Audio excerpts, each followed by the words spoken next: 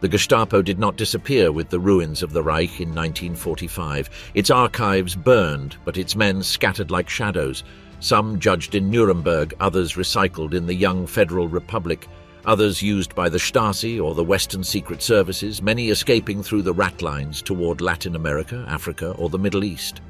The defeat did not erase them. They transformed, hid, and reinvented themselves. What follows is the story of that silent survival, of the ghost of a police force that kept breathing long after its official death. 1945, Dissolution, Chaos, and Survival of the Gestapo. The end of the Second World War brought with it the collapse of the entire repressive framework of the Third Reich. The Gestapo, which had been the central instrument of internal terror and political persecution, was dismantled within weeks. However, its formal disappearance did not mean the end of the careers of its members, nor the immediate closure of their activities. The post-war period opened an ambiguous scenario in which suicides, escapes, trials, and surprising reintegrations into the new states that emerged after 1945 were mixed. In the last days of the Reich, Berlin was a landscape of ruins where thousands of officials wavered between surrender, suicide, or flight. Many Gestapo officers, aware of the fate that awaited them, chose to take their own lives. The collapse was so rapid that in just a few days the offices of the secret police were emptied and their archives began to burn in improvised bonfires. The agents destroyed compromising files, uniforms, and credentials to disappear among the multitude of displaced civilians. The German capital became chaos in which survival meant blending in, and more than a few former officials managed to hide among the millions of refugees wandering through roads and ruined villages. In that atmosphere of collapse, some of the top leaders met diverse fates. Himmler, supreme chief of the SS and of the police apparatus, tried to negotiate his surrender to the Western Allies but was captured by British troops and committed suicide shortly afterward. Kaltenbrunner, head of the organization that integrated the Gestapo within the central security structure, was arrested in Austria and brought to trial. Heinrich Müller, the man who had directed the secret police for years, disappeared without a trace after being last seen in Hitler's bunker. His absence became one of the most persistent enigmas of the post-war era, fueling speculations of an anonymous death in Berlin, escape abroad, or even collaboration with rival secret services.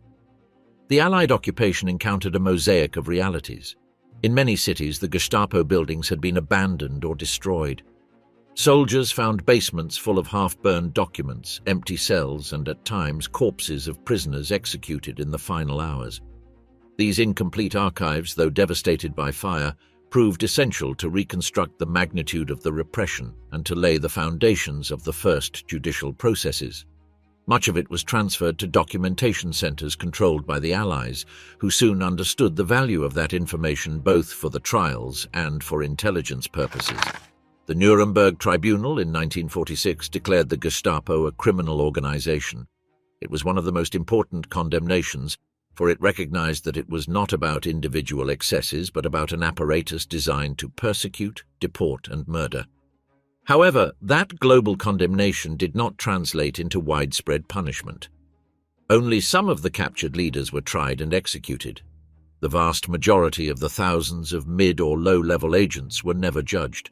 Administrative collapse, the scale of the crimes, and the beginning of the Cold War made a thorough examination of all those involved impossible. In the immediate aftermath, many ex-Gestapo members were subjected to denazification processes. These tribunals, established by the Allies in the occupation zones, classified Germans according to their responsibility in the regime. The categories ranged from main culprits to passive followers. In practice, numerous former Gestapo officials managed to place themselves in the lowest levels thanks to neighbor statements, lack of evidence, or the argument that they were merely following orders. That strategy became a commonplace, to present themselves as simple bureaucrats without decision-making power. Although in international trials that defense was rejected, in local courts it proved effective to obtain reduced sentences or acquittals. The post-war period was also marked by mass suicides and organized escapes. Facing imminent defeat, some preferred to poison or shoot themselves rather than face capture. Others sought escape routes abroad. With the help of clandestine networks, false passports, and local complicities, A considerable number of former Gestapo members managed to reach Latin America or Middle Eastern countries. There they continued their lives under false identities, integrating into new communities or even offering their repressive knowledge to authoritarian governments that received them as security experts. Meanwhile, in occupied Germany, the political reality began to change rapidly. The division between East and West transformed the priorities of the victorious powers. In the Western Bloc, led by the United States, the urgency to rebuild a strong state against the Soviet threat made it possible for former Nazis, including Gestapo members, to once again find a place in police and intelligence forces. In the Federal Republic of Germany, created in 1949, it was later revealed that numerous officials of the new security apparatus had served in the previous regime. Their experience in investigation, surveillance, and repression was considered too valuable to discard. Thus, the German democratic apparatus was built in part upon foundations contaminated by the past. In the Eastern Zone, the Soviet Union acted with another logic. There, some ex-Gestapo members were detained, sent to prison camps, or subjected to forced labor. But there were also cases in which they were recruited by the NKVD or by the Stasi, the new political police of the socialist state. The knowledge of methods of control and repression proved useful, and the change of ideology was secondary to operational efficiency. Paradoxically, the organization that had persecuted communists in Germany ended up providing men to the repressive machinery of the Soviet bloc. The following years consolidated an ambivalent situation. On the surface, the Gestapo had disappeared and its main leaders had been condemned. In practice, thousands of former officials lived in freedom, some abroad, others under new identities in Germany, and many working in institutions of the new order. During the following decades, the judicial processes were reactivated in waves, especially in the 1960s, when a new generation of prosecutors and historians began to review the crimes of Nazism. In those trials, cases of former Gestapo agents who had hidden their past for years came to light. The end of the war, therefore, did not mean a total rupture. The Gestapo disappeared as an institution, but its men, its methods, and even part of its police culture survived in different forms. What had been the nucleus of Nazi terror dissolved into a tangle of deaths, escapes, and recyclings, leaving behind a legacy of partial impunity and a shadow that extended for decades over the politics and security of post-war Europe. Heirs of terror, the Soviet use of the Gestapo legacy in East Germany. When the Soviet troops entered German territory at the end of the war, they found a devastated country, but they also discovered the immense potential of the Nazi police structures. For the Kremlin, the priorities were clear: to ensure that no deviationist German or sympathizer of the old regime could rise again, to prevent fascism from re-emerging, and to establish an iron internal security in its occupation zone. In that strategic design, former members of the Gestapo, with their experience, knowledge of informer networks, archives, methods of repression and surveillance, turned out to be an invaluable, though uncomfortable, resource. From the very first moments, the Soviet zone in Germany, which would later become the German Democratic Republic, began to rebuild its security apparatus. The Ministry for State Security, the famous Stasi, was founded with the mission of guaranteeing loyalty to the socialist state, closing in on any political opposition, and keeping the people under surveillance. For this purpose, the structure of the Gestapo served both as a model and a warning. The model because it had demonstrated brutal effectiveness in repression, the warning because its explicit abuse was evident to everyone, and the new regime wanted to avoid losing legitimacy before the population under that seal of open terror. The reconstruction of the security apparatus included personnel, techniques, and mentalities. Although not all former Gestapo members were directly recruited, some were, especially those of middle or lower rank, capable of contributing operational experience, interrogations, report writing, surveillance of dissident groups, psychological torture. Others were used as informants, as sources of intelligence, as technical advisors to train new security forces. The fact that those ex-Gestapo spoke German, knew the neighborhoods, the customs, the local allies, made it possible for them to be useful for internal control. At the same time, many of the Gestapo's tactics were adopted by the Stasi, adapted to the new context. Massive surveillance, citizen informants, internal espionage, wiretapping, physical tracking, infiltration of opposition networks. The routine of the citizen denouncing another citizen was perfected, the exploitation of neighbors, co-workers, informers in state offices, and the systematic use of files that recorded even the smallest details of behavior that could suggest dissent. In the GDR, the state watched from childhood, schools, universities, cultural activities, churches. Everything that could stray from the mold had to be monitored. Some cases are revealing Gestapo agents who managed to avoid punishment after the war were later found within the bureaucracy of the Eastern State, working in local security, informing the state apparatus. There were also ex-Gestapo who were investigated by the Stasi as suspects of fascist restorationism or of maintaining latent Nazi networks, which created a double moral standard. They had a repressive past, but were also perceived as a potential risk by the new regime. The judicial and political apparatus functioned with a double edge. The methods of the Gestapo were publicly condemned, but many practices were internally integrated. For example, interrogations in political prisons, arrests without complete proof, prolonged preventive detention, repression of churches and religious organizations, press censorship, espionage of mail and private conversations. The presence of former officers provided technical knowledge about how to conceal surveillance structures from the public, how to falsify evidence, how to erase or alter records. The Stasi grew to become one of the most efficient and omnipresent secret police forces of the Cold War. Its network of informants was as dense as the structure the Gestapo had once aspired to have, perhaps even more elaborate in some areas due to greater ideological control and party discipline. A culture of subtle fear was installed, not only through physical violence but also through veiled threats, social pressures, bureaucratic harassment, loss of employment, ostracism, arbitrary detentions. Many citizens lived with the constant suspicion that someone was listening to them, watching them, denouncing them. In the Soviet zone of Germany in the immediate post-war period, there was also repression of ex-Nazis, but under different political conditions. Some ex-Gestapo were punished, imprisoned, subjected to trials, confiscations. However, as the regime consolidated, it realized that it needed a certain operational continuity. That implied that some ex-Gestapo were not only forgiven over time, but absorbed into the apparatus. What mattered was usefulness, their networks, their experience in political persecution, their knowledge of the territory. For example, it is known that ex-Nazi agents were used in state security investigation, in internal counterintelligence tasks, in the training of new agents, in the surveillance of internal borders, in interrogations. Sometimes they were assigned functions of identifying former comrades, but also of extracting information. Others were integrated into administrative roles behind the curtain where their past could remain hidden. The bureaucracy of the Eastern State paid special attention to documentation. The Stasi collected extensive archives, some with methods very similar to those of the Gestapo.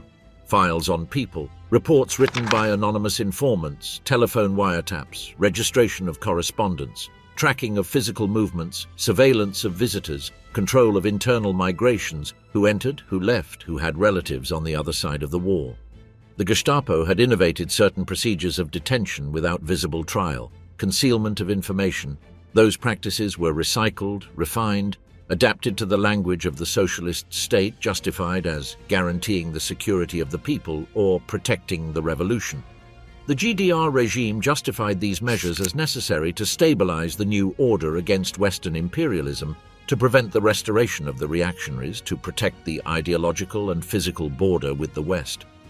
In that way, many citizens accepted, or at least resigned themselves to, the recruitment of ex-Nazis because they were told that they were useful for reconstruction, to resist the enemy, to maintain order. Terror, in that context, was not only that of past crimes, but that which was built as the present. Constant surveillance, self-censorship, suspicion as an everyday form of domination.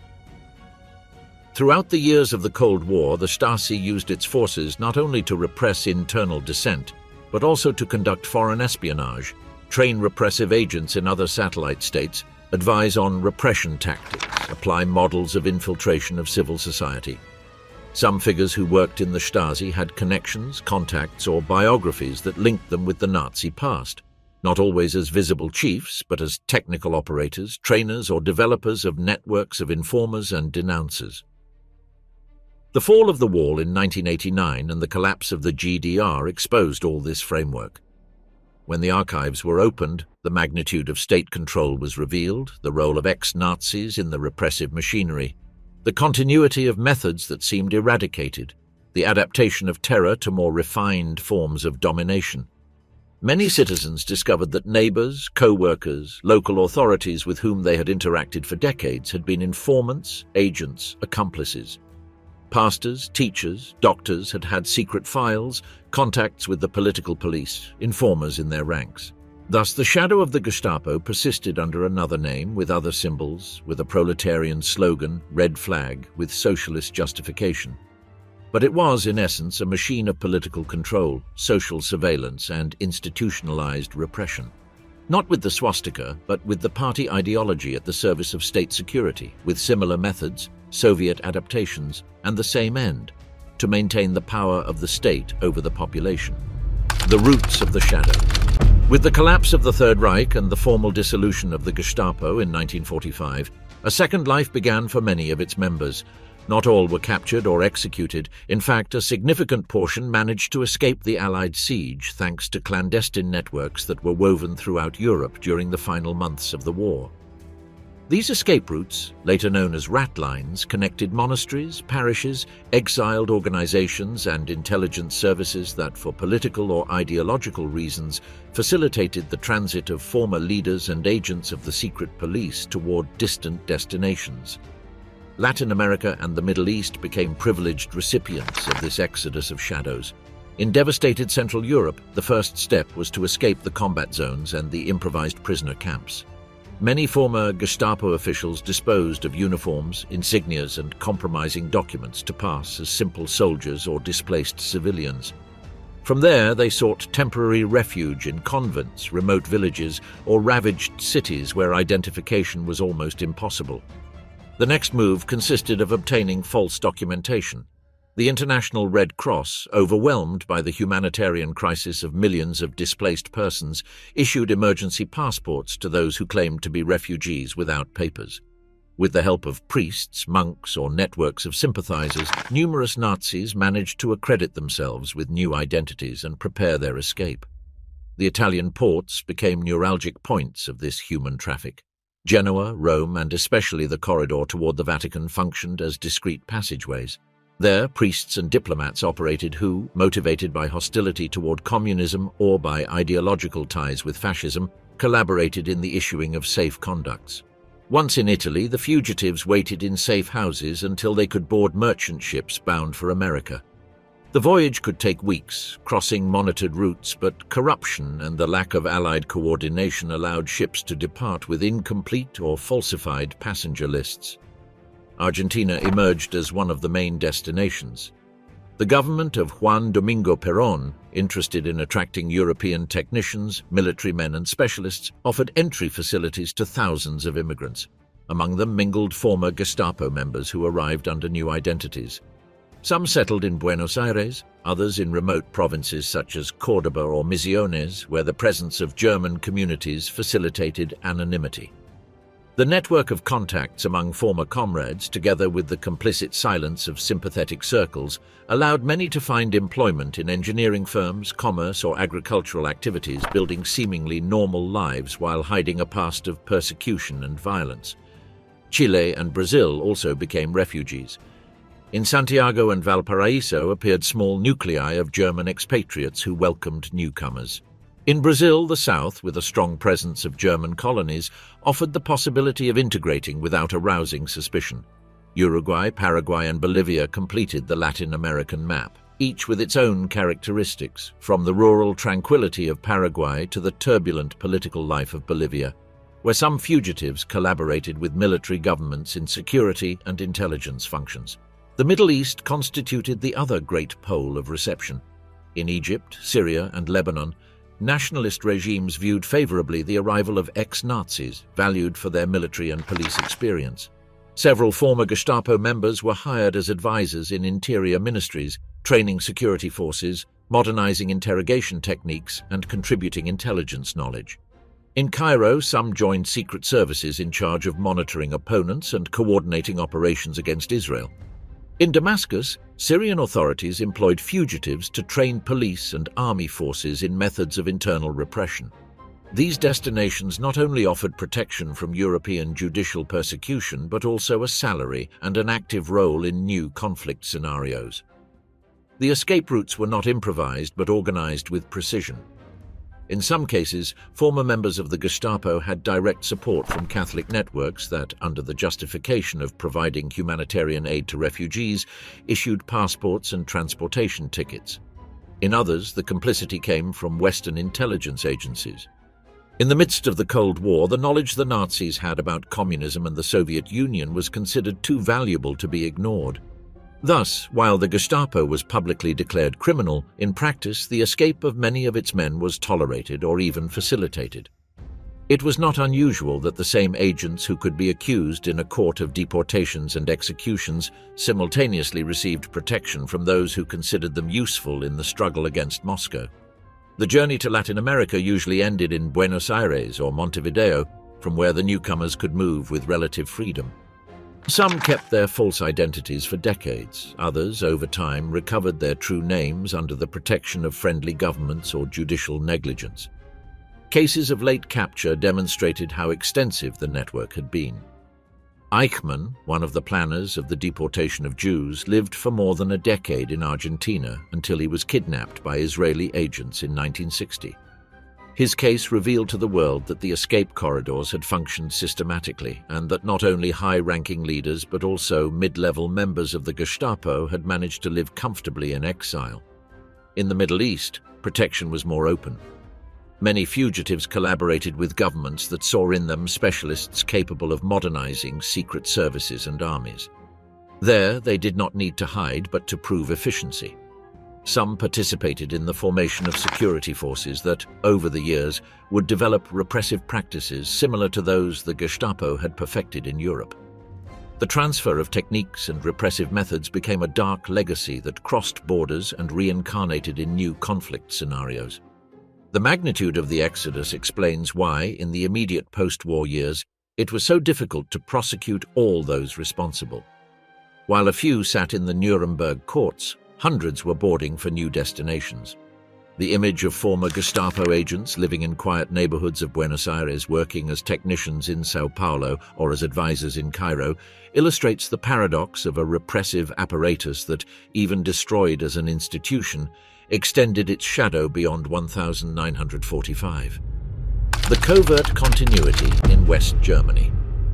With the founding of the Federal Republic of Germany in 1949, the priority of the new leaders was to stabilize a destroyed, fragmented country besieged by the Soviet threat.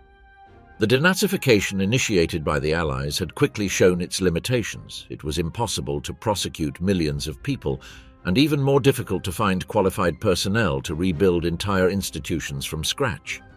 In that context, many former officials who had served in the repressive apparatus of the Third Reich, including former Gestapo agents, found their way back into public administration and particularly into the security forces. The newly born state needed judges, police officers, bureaucrats, and technicians. The youth were marked by the war, refugees filled the cities, and the threat of communism made it urgent to have an efficient police apparatus. The result was that, beyond the speeches in practice, the reincorporation of thousands of former Nazis into positions of responsibility was accepted. The prevailing argument was pragmatic. Without them, it was impossible to govern. Thus, in the 1950s, the German administration began once again to fill with men who only a few years earlier had worn uniforms with the skull of the SS, or had stamped the Gestapo seal on arrest orders. In the police sphere, continuity was particularly evident. The new federal criminal police, the Bundeskriminalamt, recruited a significant number of officers with a Gestapo past.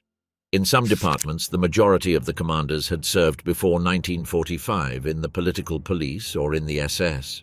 They were men experienced in surveillance, interrogations, and informer networks, skills that were now considered indispensable to confront Soviet spies, clandestine communist organizations, or extremist cells.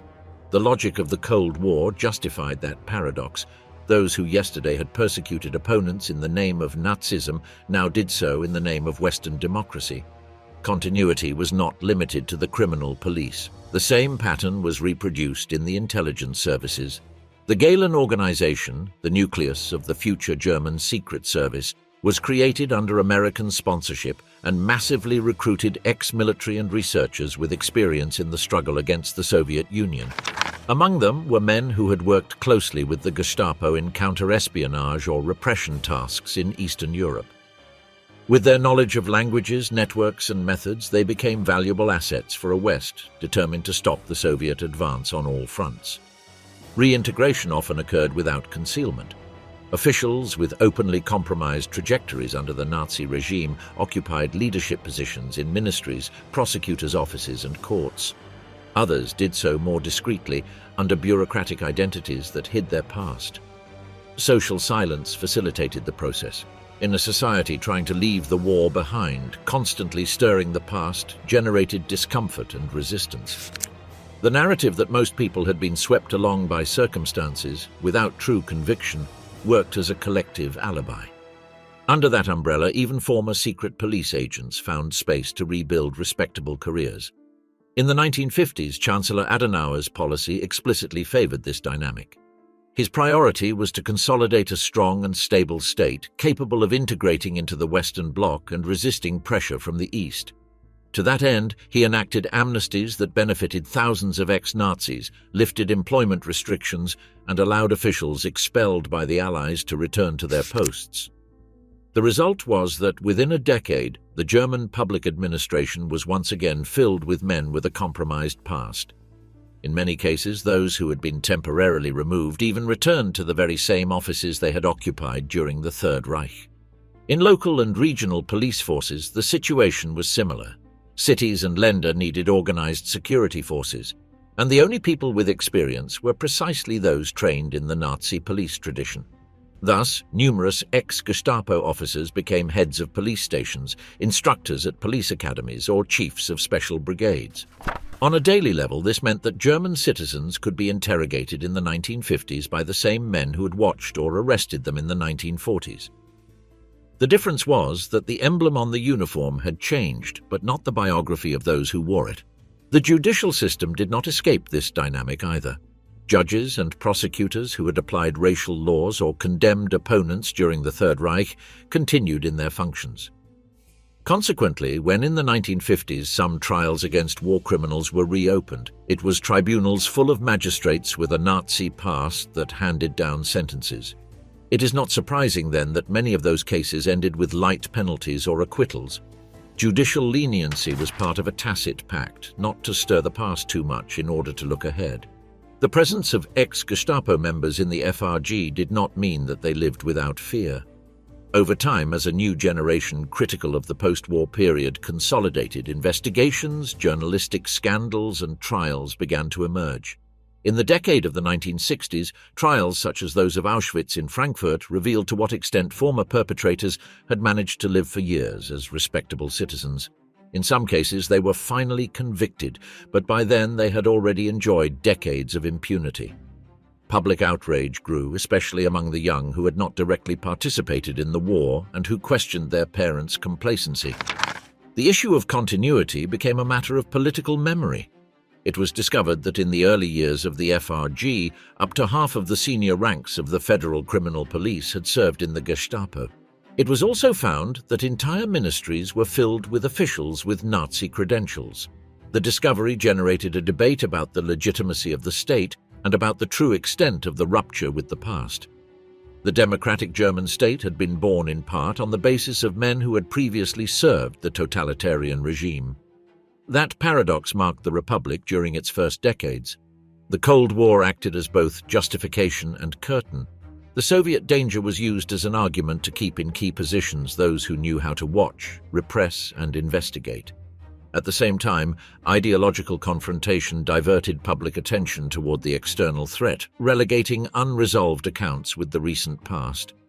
Only over time, when geopolitical urgencies diminished, did German society begin to demand deeper explanations as to why so many responsible for Nazi repression had continued to exercise authority in democratic Germany.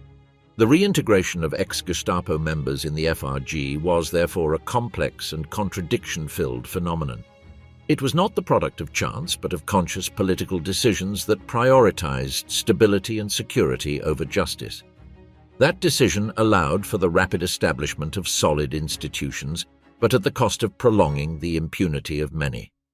In the corridors of ministries, in judicial offices, and in police departments of the 1950s and 1960s, one could feel the continuity of a past that had been officially condemned, but that in practice remained alive under new emblems. The late trials and the awakening of memory. During the first decade of existence of the Federal Republic of Germany, the past of the Gestapo remained almost buried under layers of silence and convenience. The priority was to rebuild a divided country, face the Soviet threat, and return to normality. Judicial processes against former agents were scarce and mostly superficial. Many reintegrated without difficulty into public administration or security forces. However, beginning in the 1960s, a profound change took place that altered the way German society confronted the legacy of the Third Reich. That change had as its epicenter the late trials against former perpetrators of crimes, including ex-members of the Gestapo. The initial impulse came from a new political and social climate. The generation born during the war or in the early post-war years had reached adulthood. It did not carry the same direct responsibility as its parents and therefore allowed itself to question more harshly the silence surrounding society. Young students, intellectuals, and activists began to demand that the truth be known and that the guilty be punished. The indignation was directed not only against the visible hierarchs of Nazism, but also against those mid-level officials who had carried out daily repression and who now lived peacefully as respectable citizens. The Auschwitz trials in Frankfurt, held between 1963 and 1965, marked a turning point. There sat former officials responsible for the administration and surveillance of the camp, many of them with a past in the Gestapo or political police. The testimonies of witnesses, the descriptions of the extermination system, and the public confrontation with the accused shook a society that had preferred to look the other way. For the first time, millions of Germans heard in packed courtrooms and in press broadcasts how men who seemed like ordinary neighbors had actively participated in the machinery of terror. The reaction was complex. Part of society, especially older generations, felt uncomfortable before the reopening of wounds they believed were closed. They considered that stirring the past weakened the country's stability. But another part, especially the youth, saw in these processes a moral and political necessity, to demonstrate that the democratic state could not rest upon the impunity of criminals. In universities, debates multiplied. In the press, detailed reports about the accused appeared, and in the streets, movements emerged demanding to purge once and for all the institutions of any trace of Nazism. The trials were not limited to Auschwitz.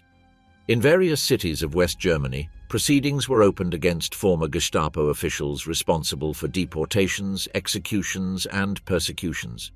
Many of them had lived for years in anonymity, working as municipal employees, teachers, policemen, or even high-ranking officials. Suddenly, they found themselves forced to answer before justice. The social impact was enormous. Citizens who had dealt with them in daily life discovered that those men had signed arrest warrants, participated in shootings, or directed brutal interrogations. However, the judicial results were uneven. In several cases, sentences were mild, citing the advanced age of the accused, the lack of direct evidence, or the supposedly subordinate nature of their actions. In other cases, there were acquittals that outraged public opinion. The judicial system, still plagued with judges who had a compromised past, did not always show the will to punish severely. Yet beyond the concrete sentences, the value of these trials lay in their public exposure. Nazism ceased to be an abstract memory to become an experience narrated by victims and faced with the faces of their executioners. The awakening of memory was not limited to the courts. Schools, universities, and the media began to integrate into their programs and publications the history of Nazism and of repression. Testimonies of survivors were published, exhibitions about the persecution of Jews and political opponents were organized, and archival images showing the regime's brutality were disseminated. What had been taboo in the 1950s became a subject of daily debate in the 1960s and 70s. In parallel, a phenomenon of international pursuit arose. Organizations dedicated to hunting Nazi criminals located ex-Gestapo members hidden in Latin America, Canada, or the Middle East. Although not all were captured, these cases reinforced the awareness that justice had neither borders nor expiration. The kidnapping of Eichmann in Argentina and his trial in Jerusalem served as a catalyst to show the world that impunity could be challenged even 2 decades after the end of the war. In Germany, these events increased the pressure for national courts to act with greater determination. The figure of the ex-Gestapo became an uncomfortable symbol. They were not the great hierarchs who had died in Nuremberg or by suicide in 1945, but ordinary men who had served in the offices of the secret police, who had signed files, monitored neighbors, interrogated dissidents. Their everyday banality was chilling. They were not exceptional monsters, but functionaries who had accepted and executed the regime's logic. That realization struck German society because it implied that the dictatorship had been possible not only through a few fanatics, but through thousands of anonymous collaborators. In the 1970s, social pressure continued to increase. The student movement of '68 had made criticism of post-war silence a central axis of its protest. Many children questioned their parents about what they had done during Nazism, and some discovered that within their families there had been officials, soldiers, or policemen linked to repression. The generational conflict erupted in homes, universities, and parliaments. In that climate, each trial against an ex-Gestapo gained symbolic value. It was not only about condemning an individual, but about collectively confronting the repressed memory of a country. Although most processes ended too late to reverse decades of impunity, they marked a profound change. The Nazi past ceased to be a marginal issue and became part of the public identity of the Federal Republic. From then on, no German government could evade the issue. Museums, memorials, and educational programs began to multiply, remembering the victims and pointing out the responsibility of the perpetrators. The repressive apparatus that had seemed buried became visible again in all its harshness, and with it, the role of the Gestapo as the executing arm of the dictatorship. Thus, the late trials not only punished, though partially, some of those responsible, they also opened the floodgates of collective memory. They showed that impunity was not eternal, that the past could resurface at any moment, and that a democracy could not be built upon the denial of its own history. For the Gestapo, it meant that its shadow continued to project itself long after its dissolution. For Germany, it was the beginning of a long confrontation with the horror it had created. The recycled shadow, ex-Gestapo in the operations of the Stasi. The German Democratic Republic was born with an obsession to protect itself from Western infiltration and ensure the absolute dominance of the party. For that purpose, the Ministry for State Security, the Stasi, was created, soon becoming one of the most vast and feared intelligence organizations of the 20th century. But the paradox lay in the very origin of its ranks. Among the men who trained, advised, or directly participated in Stasi operations were former members of the Gestapo. The defeated enemy of yesterday was transformed, under a new uniform and a new flag, into a collaborator of the communist repressive apparatus. The process began in the years immediately following the Soviet occupation. The USSR, pragmatic to the extreme, could not rebuild a security system in its zone without resorting to specialists who knew thoroughly the techniques of surveillance, interrogation, and social control. Many who had worked in the Gestapo and survived defeat were available. Some sought to save themselves from reprisals by giving information to the Soviets. Others volunteered to show loyalty to the new order. Moscow perfectly understood the value of that experience and, far from despising it, decided to make use of it. One of the most evident areas of continuity was interrogation. The Gestapo had perfected methods of psychological and physical pressure, and the Stasi, obsessed with extracting confessions and dismantling opposition networks, absorbed those techniques. Ex-Gestapo members trained new recruits in how to keep a detainee in a constant state of uncertainty, how to use prolonged isolation, how to construct files with apparently irrefutable evidence. In communist logic, these practices were justified as defense against imperialism, but in practice they were direct heirs of the secret police of the Third Reich. Another area where the trace was noticeable was the infiltration of clandestine organizations. In the early post-war years, anti-communist resistance in East Germany was real. Youth networks, former members of democratic parties, even nationalist cells tried to obstruct the new regime. Ex-Gestapo, who had devoted their lives to infiltrating communist parties and unions in the 1930s, brought the reverse experience. Now it was about infiltrating groups that dreamed of the return of democracy or of reunification under the West. The mechanics were the same. Identify leaders, isolate them, infiltrate confidants, and then dismantle the network from within. Cooperation was not limited to technical training. Some ex-Gestapo members participated in concrete Stasi operations during the 1950s. There were cases of opponents kidnapped and clandestinely transferred from West Berlin to the Eastern Zone. In those missions, counterintelligence techniques very similar to those used during Nazism were applied. Discreet surveillance, weeks-long tracking, identification of routines, quick capture, and disappearance. For the Stasi, having men accustomed to operating in urban clandestinity was an advantage that could not be wasted. Repression against the church also inherited methods from the Gestapo.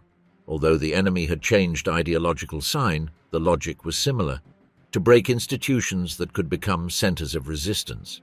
The ex-Gestapo, who in the 1930s had harassed critical Catholics and Protestants, now advised on how to neutralize the clergy that showed too much independence in the GDR. False files, defamation campaigns, and selective arrests were used to sow fear and divide the religious community. The names changed, but the techniques were the same. The Stasi's archival apparatus also reflected that continuity. During the Third Reich, the Gestapo had accumulated mountains of files on suspects, opponents, and enemies of the state. The Soviets understood the value of that documentation and in many cases reused it. Former Gestapo officials helped organize the first archives of the political police of the GDR, establishing systems of index cards, categorizations, and methods of cross-referencing information.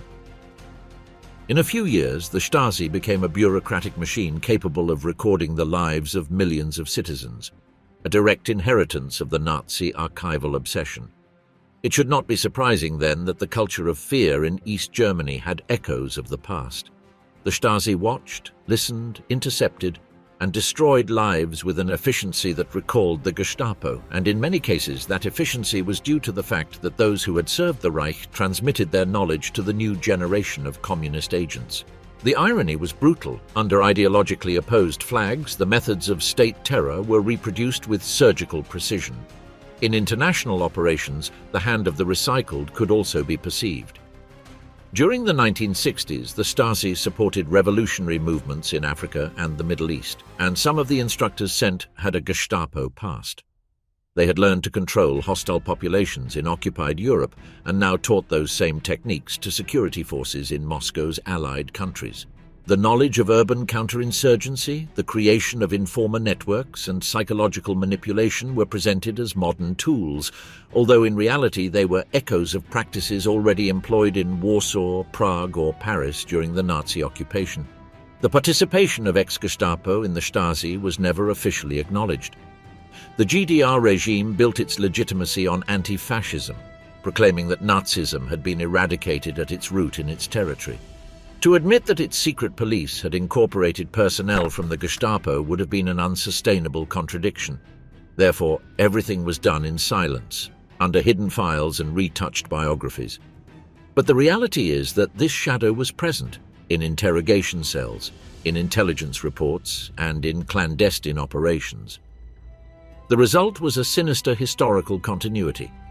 For the citizens of the GDR, the feeling of being under constant surveillance reminded earlier generations of what it meant to live under the Gestapo.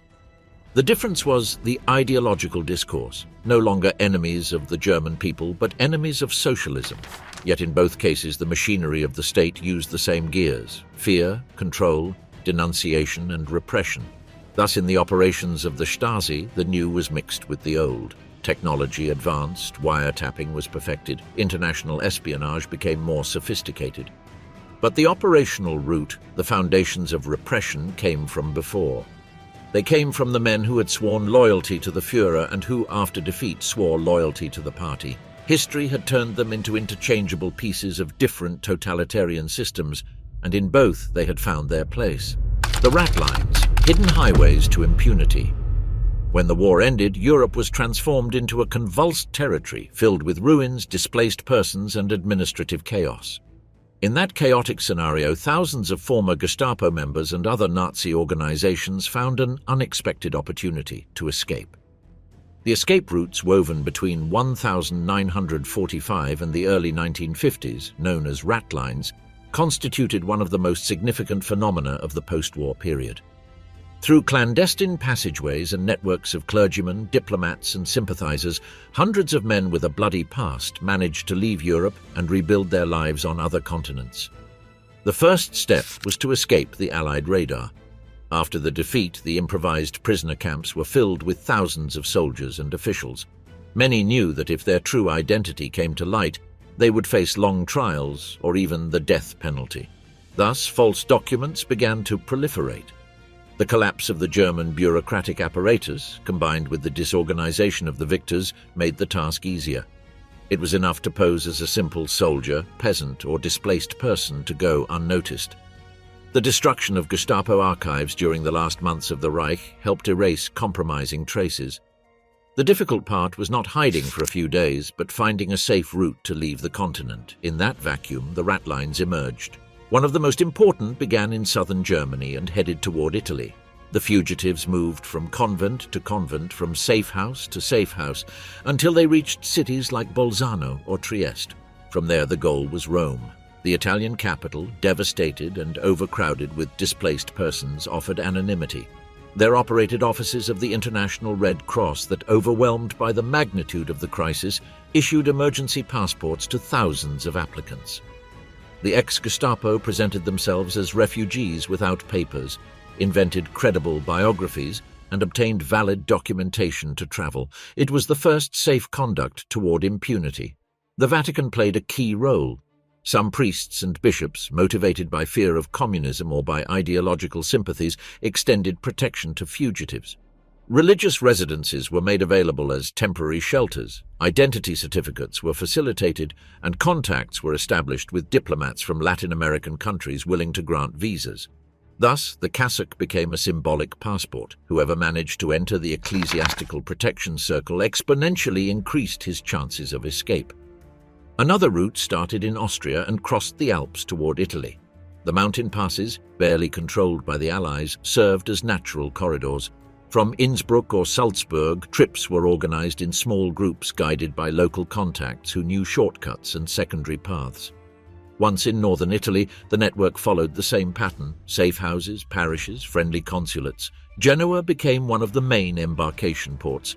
There, merchant ships bound for Buenos Aires, Montevideo, or Santiago carried on their passenger lists men with invented identities, often with neutral professions such as engineer, mechanic, or farmer.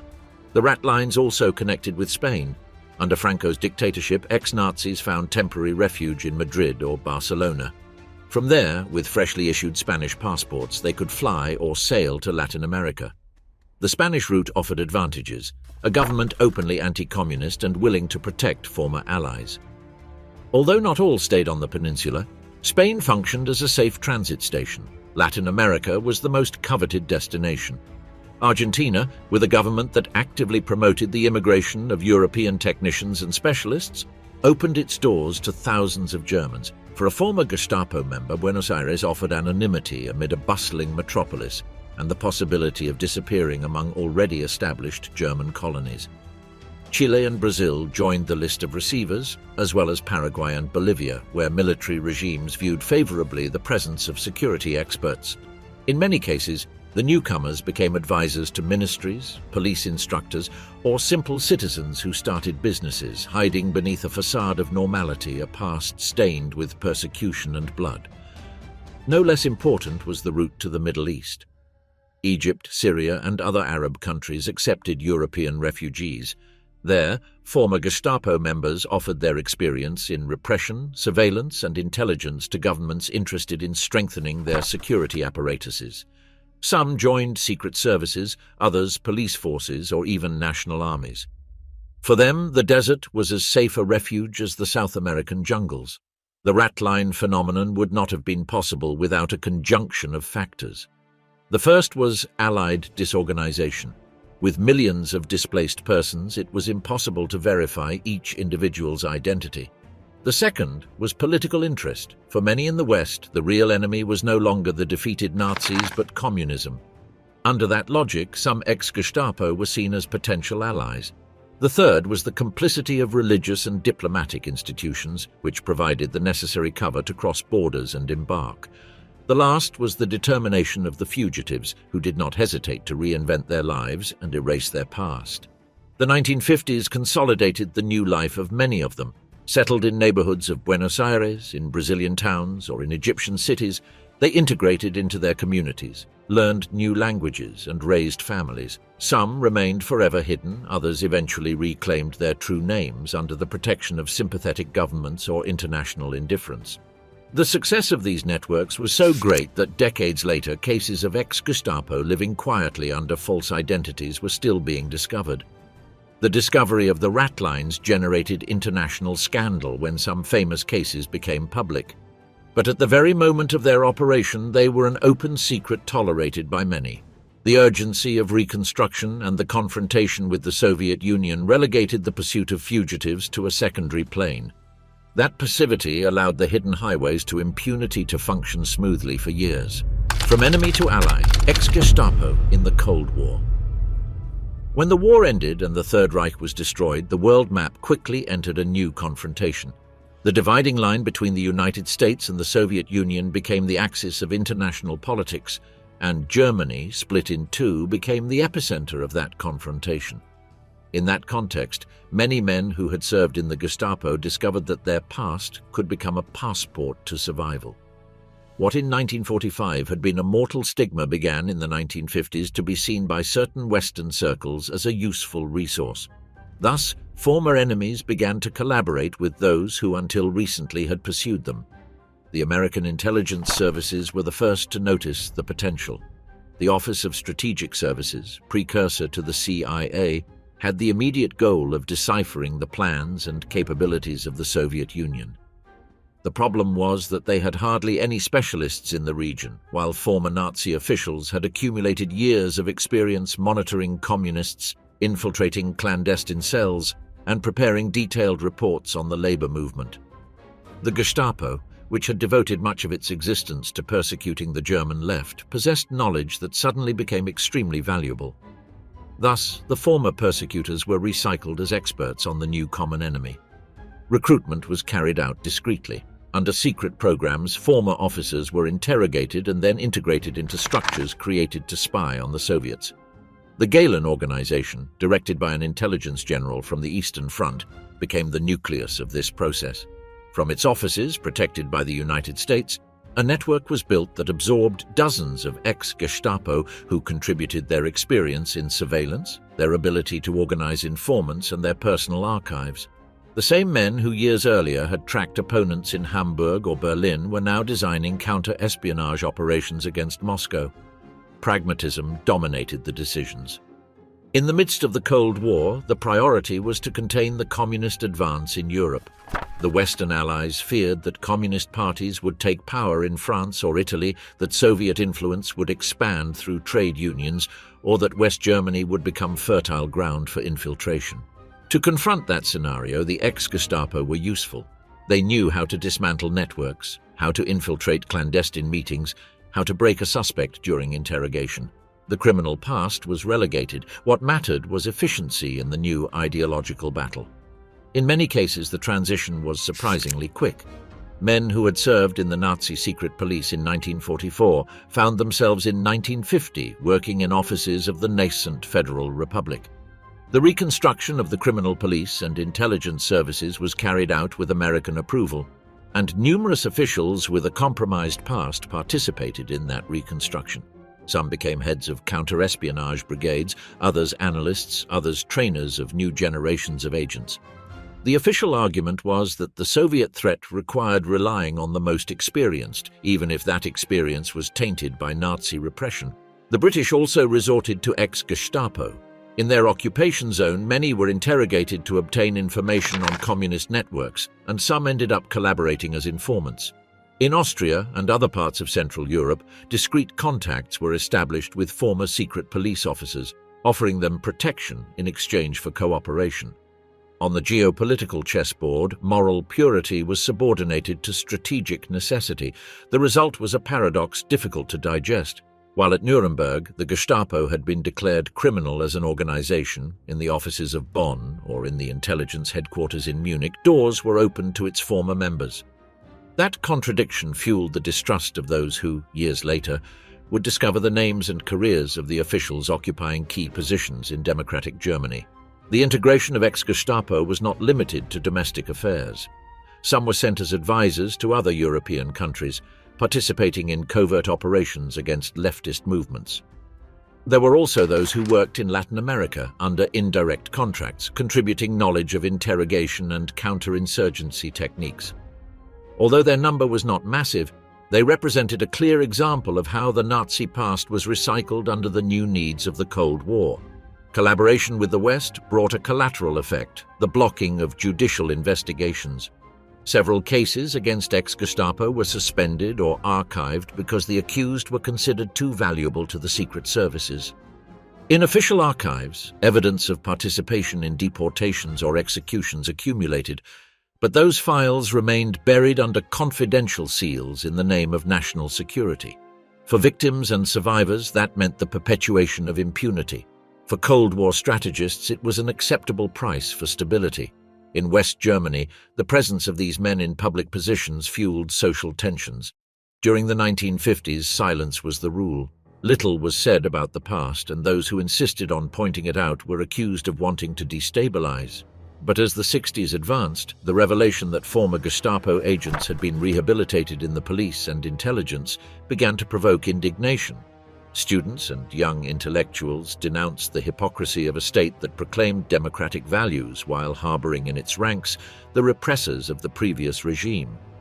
That indignation would explode in the protests of 1968, when the younger generation openly accused their parents of having built a country upon impunity.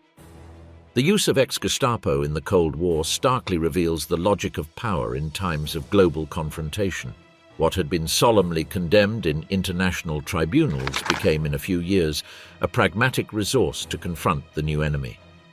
The figure of the ex-Gestapo changed from executioner to expert, from criminal to ally. In the corridors of Bonn and in the secret offices of Washington, reports were read written by the same men who a decade earlier had signed arrest orders against communists, Jews, or dissidents. The Cold War was, in that sense, a stage of recycling. It was not only about weapons, technologies, and alliances, but also about men. And among them, the ex-Gestapo found a place that allowed them to survive, to prosper, and even to exercise power under new uniforms. For them, the defeat of 1945 was not the end, but the beginning of a second career, hidden under the secrecy of intelligence services and legitimized by the urgency of confronting the Soviet Union. Hidden destinations and lives in the shadows. Beyond trials, reintegrations, or collaborations during the Cold War, a significant portion of former members of the Gestapo took paths that remained in obscurity for decades. Not all found a place in the administration of West Germany, nor were all absorbed by the Stasi or by Allied secret services. Many chose to flee to places where the long arm of international justice could hardly reach them. Others reinvented themselves within organized crime, taking advantage of clandestine networks forged during the war, and a considerable number dissolved into the mass of European refugees, leading lives of apparent normalcy until they died without anyone ever knowing of their past. The neutral countries during the war became discreet refuges. Switzerland, Sweden, and Ireland received former officials who entered with altered documents or borrowed identities. In Geneva and Zurich settled men who had worked in the Gestapo offices of Berlin, using as cover import businesses, technical consultancies, or financial services. Switzerland, with its banking discretion and secrecy laws, offered them what they needed most: anonymity. In Stockholm, some integrated into small industrial firms benefiting from the economic boom of Northern Europe. In Ireland, a Catholic and isolated land, they found political sympathies that eased their integration. In all those places, the key was to blend into communities that preferred not to ask too many questions. Others chose even more distant destinations. South Africa, with its regime of racial segregation, proved to be a favorable environment.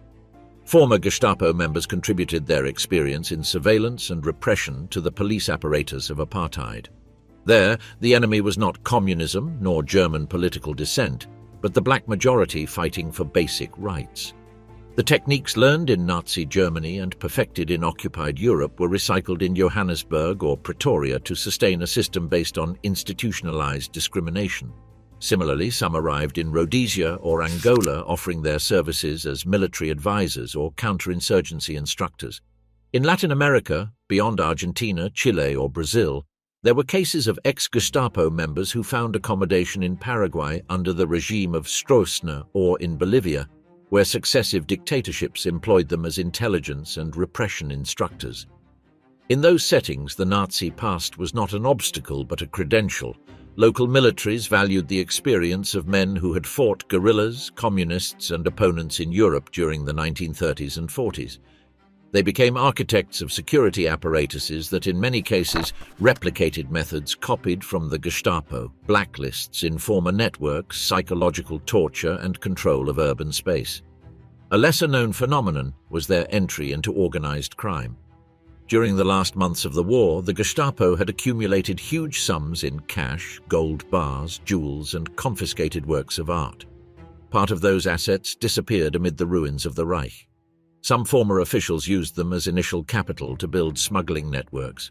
Thus, in the post-war years, there were ex-Gestapo members involved in arms trafficking, gold smuggling, and clandestine money laundering operations. The roots of the European black market, fed by scarcity, were perfect for men accustomed to operating in the shadows. In this way, several became linked to Italian mafias, Balkan clans, or international trafficking networks that survived throughout the Cold War. Anonymity was the path chosen by others. Thousands of former agents destroyed uniforms, insignias, and compromising documents, adopting false identities and melting into the sea of displaced persons. They presented themselves as peasants expelled from East Prussia, as paperless refugees from Silesia, or as war widowers. In a devastated Europe with millions of people in transit, no one could verify every story. Thus, they went to work in factories, workshops, and shops. They raised families who never knew what they had done between 1933 and 1945. When they died, they did so as ordinary citizens, leaving behind truncated biographies that concealed the trace of the Reich's secret police. There were also those who never abandoned violence. In divided post-war Europe, clandestine far-right organizations emerged that dreamed of restoring an authoritarian order. Ex-Gestapo members participated in some of those networks, providing logistics, training, and international contacts. They conspired in basements, printed propaganda, and stored weapons in improvised hiding places. Although they never managed to recreate anything resembling the previous regime, those cells were a sign of how the past continued beating beneath the surface, nourished by men who could not accept defeat. The fate of many ex-Gestapo members was also marked by mental illness and isolation. The fall of the Third Reich had been not only the loss of a job, but the destruction of a world to which they had sworn absolute loyalty. For those unable to adapt to civilian life, the post-war period was a wasteland. There were suicides, confinements in psychiatric hospitals, and shattered lives in small towns where they lived as shadows. The contrast between the absolute power once exercised and the misery of the present proved unbearable for many. Defeat had expelled them not only from official history but also from their own. In some cases, the past caught up with them decades later. Men who had lived 30 or 40 years in the tranquility of a residential neighborhood were discovered when they were 70 or 80 years old. Astonished neighbors watched as police arrested them, revealing that the kindly man had been a brutal interrogator or a Gestapo section chief. Often, justice arrived late, with symbolic sentences barely served for reasons of age or health. But the public revelation destroyed the facade carefully built over decades. The final mosaic is complex.